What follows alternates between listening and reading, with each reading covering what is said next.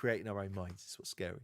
So in my sister's house, apparently a religious person that had a church lived in the house. Okay.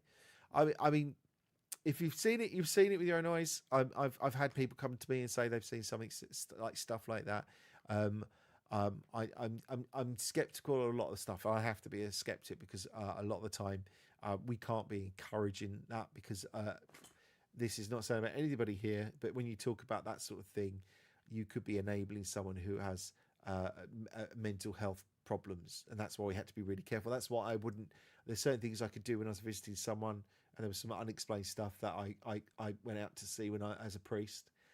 But when it became serious, I then passed it over to the deliverance ministry team with like a handover. We did it very professionally because the thing is to be very careful about what you're doing.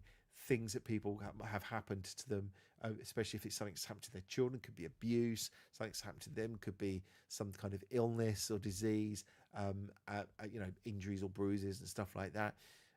Stuff flying about could be other issues or someone playing tricks or whatever. And you've got to be careful. And some people just imagine it, generally just imagining it.